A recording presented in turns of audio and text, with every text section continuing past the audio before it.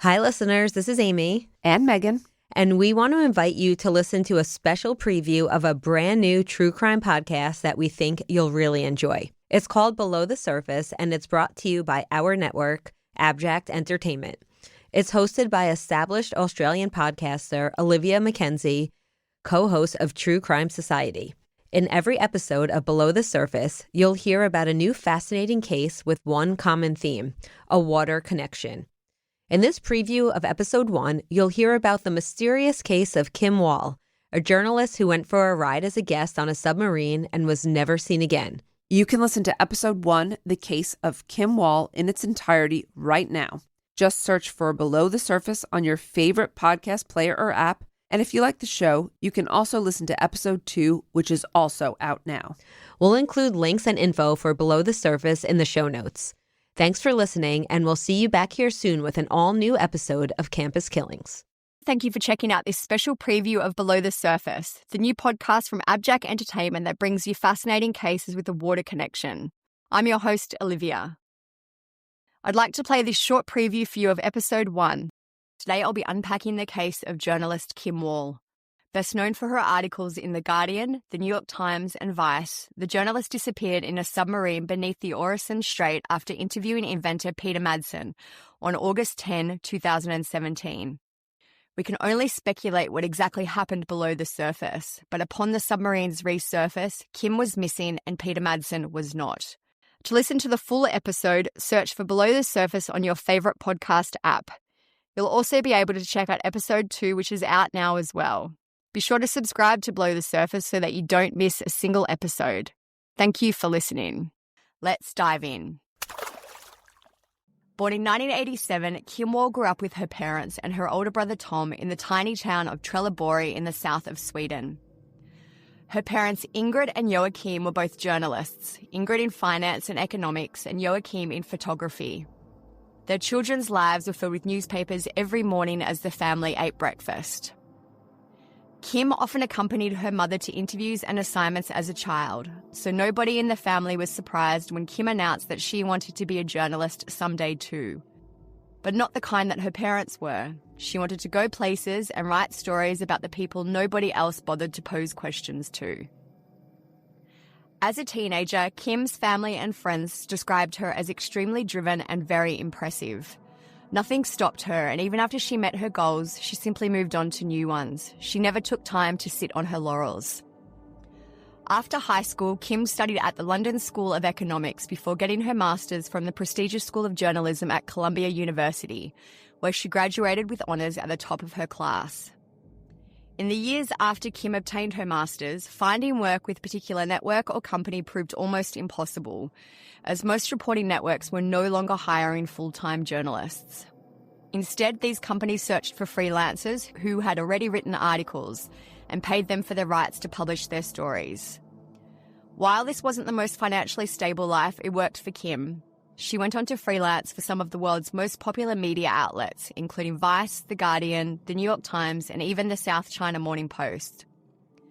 One of her friends later told the BBC what made her journalistic abilities so exceptional was that she looked for quirky stories but with a bigger narrative. Most of the stories Kim focused on circled around subcultures, gender, and issues in social justice. While her interests were vast and she travelled frequently and wrote about her experiences in other countries, her stories were always incredibly topical and allowed her audience to see a deeper message beyond the reporting. She was particularly skilled at digging deeply into her interviews, and she never lost the humanity of her subjects. The more she wrote, the more she travelled. By the age of 30, Kim had literally traversed the globe, interviewing everyone from voodoo priests in Haiti to individuals identifying as vampires and gang members of China's Tamil tigers. She was quick-witted, street-smart, and always prepared. Her friend Katerina recalled Kim explaining that she carried a photo of her and her parents in her wallet when she travelled. This wasn't because of any kind of emotional connection, but as a security measure in case she got kidnapped. Katerina explained that's just who Kim was. She was never afraid, always aware, and never reckless. She'd interview anyone, but was always able to keep charge of the situation with her Swedish bluntness and her carefully placed decisions. It's how she got reclusive and shy people to talk to her. It was also how she'd won a fellowship with the International Women's Media Foundation to report on Uganda and Sri Lanka. She'd also landed a commission to write a feature article for Harper's Magazine. But the world was not enough for Kim. There was always another story to be told. So in 2017, when she walked past a warehouse in Copenhagen belonging to the Rocket Madsen Science Lab, she saw a potential story. Kim had no idea that this would be the last story she would ever tell. In August of 2017, Kim and her partner, Danish designer Ulla Støby, were packing up their apartment to move to Beijing in China. After almost a decade of travelling the world and living in places for less than 3 months, Kim and Ulla had decided to settle permanently in Beijing to build a life together. But as they walked through their Danish neighbourhood a few months before their departure date, Kim noticed a warehouse that had escaped her previous notice. On the side of the building, Rocket Madsen's Space Lab was painted in large letters. Some cursory research informed her that RMS Labs, as it was more commonly known, was a company for do-it-yourself rocket and submarine projects. Its founder, Peter Madsen, who was often referred to as the Danish Elon Musk, was kind of a celebrity in Denmark. He was a self-proclaimed inventrepreneur who focused his engineering skills on ocean exploration and space travel. In 2008, he made headlines by inventing and building his own submarine called the UC-3 Nautilus. Peter was very keen on public interviews surrounding his inventions, especially after going on to partner with former NASA contractor Christian von Bengtsen.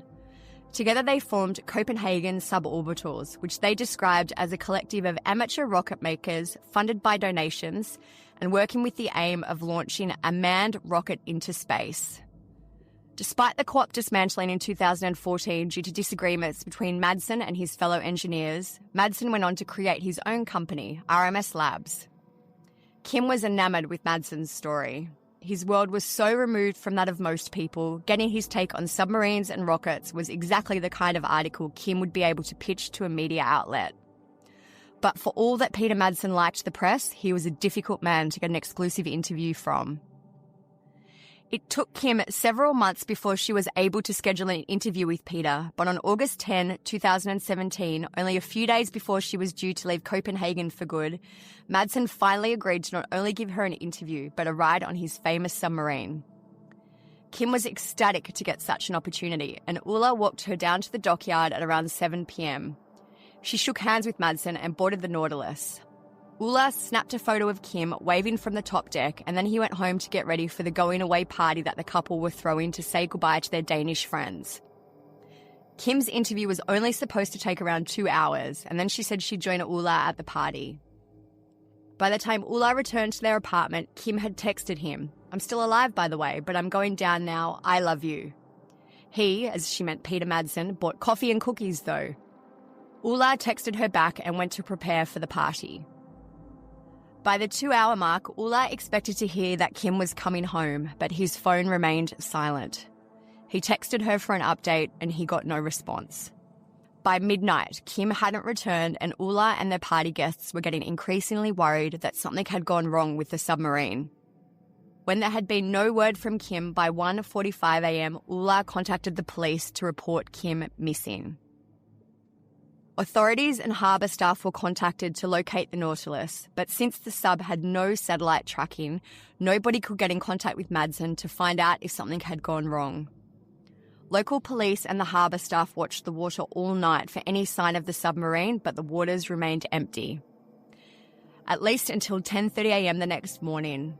The Drowden Lighthouse off Koha Bay reported that the Nautilus had been spotted.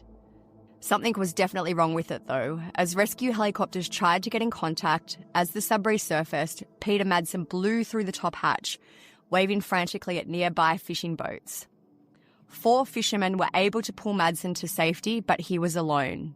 There was no sign of Kim Wall. The fishermen sailed Madsen into Drow Port, where both police and the media were waiting for him. Madsen was immediately arrested for Kim's disappearance, and the Nautilus was resurfaced and searched by investigators. They were hoping against hope that Kim was still on board somewhere, but the sub was empty. There was nobody else on board. Only Madsen knew the truth about Kim. Could they get him to tell it?